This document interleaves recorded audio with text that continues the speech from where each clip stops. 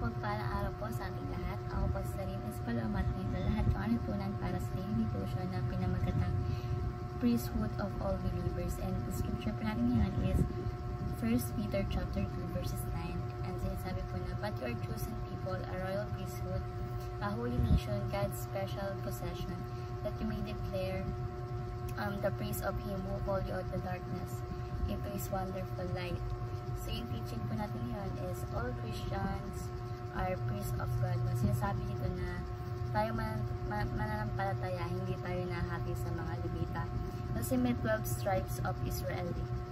And yung Levita lang po yun ay iba. The rest, ordinary things yung ginagawa. No? Na Levita at ordinary yung tao na para bang Christianity is may hierarchy. No? Kasi yung mga Levita po is sila yung nag-aalay, ganyan po. No? So lahat tayo dito is pantay-pantay. No? Wala pong mababa at mataas. Then, we are all priests of God. Sinasabi na all Christian are priests of God. Lahat po tayo is paring ng Panginoon. Next is all Christian have direct access to God. No? So, sinasabi po dito, lahat tayong Kristiyano, hindi natin kailangan dumaan sa kaparian dahil ang pinakapunong paring natin is ang ating Panginoong Hesukristo. And meron tayong access na sa Diyos na we come to God, no, in the name of the Lord Jesus Christ. So, and po yung sinasabi na meron tayong access na pumunta sa ating Panginoon, no, sa pamamagitan na in the name of Lord Jesus Christ. So lahat tayong Kristiyano is hindi natin kailangan dumaan sa kaparian dahil ang pinakapunong parin natin ay ating Panginoong Jesucristo. Next is, all Christians have different altars. Sinasabi dito na tayo mga Kristiyano, may iba't iba tayong altar na pinaglilingkuran. No? Katulad po dun sa preacher, dun yung altar nila sa pulpito. No? Dun, kapag ikaw daw po ay farmer, yung altar mo is yung bundok ay yung bukid pala, sorry. Yung bukid daw po. Ayun po yung sinasabi no, kung ikaw po ay doktor, ang pinagilingkuran mo is yung hospital. So, pero sa paningin ni God, parehas tayong sumasamba. Magkakaiba nga lang po tayo ng altar, pero pare-parehas po tayong sumasamba sa Panginoon. Lahat tayo ay priest, magkakaiba nga lang po tayo ng altar, no? Hindi lang sa simbahan, meron sa factory, restaurant, coffee shop, hospital. Ayun po yung sinasabi ko, no? Means, pinaglilingkuran natin ang Diyos, hindi lamang po sa altar ng simbahan, kundi po sa iba't ibang altar. So, application po natin is, number 1, have a holistic view of the Lord Jesus Christ. So, sinasabi po dito na pag tinignan daw po natin yung kingdom of God holistic, lahat po tayo ay naglilingkod sa Diyos, no? Full-time servants of God, no?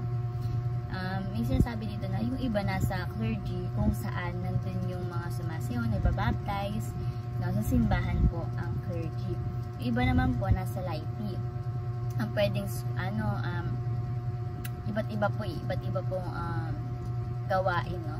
Sinasabi rin po dito ni Pastor kanina, kung ikaw daw po ay scuba diver, kung saan pinapakita mo sa ibang tao yung creation ni God sa ilalim ng karagatan, no? Pinapakita mo sa ibang tao yung paano kaganda yung create ni God sa ilalim ng karagatan. So, tayo po ay servants na tagapaglingkod po ng ating Panginoong Jesucristo.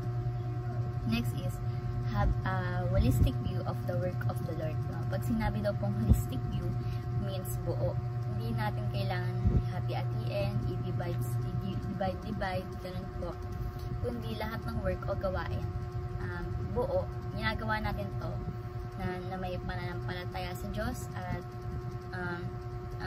si God na nakakita lahat ng ating ginagawa, no, sa kapurihan ni God.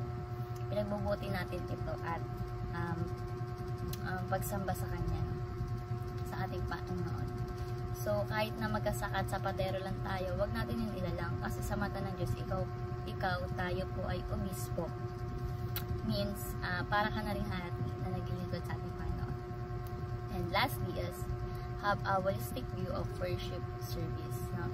Sinasabi po ito na mayroon tayong holistic view means buo, whole. No? So lahat ng oras at araw, panahon, sitwasyon ay worship service sa ating Panginoon.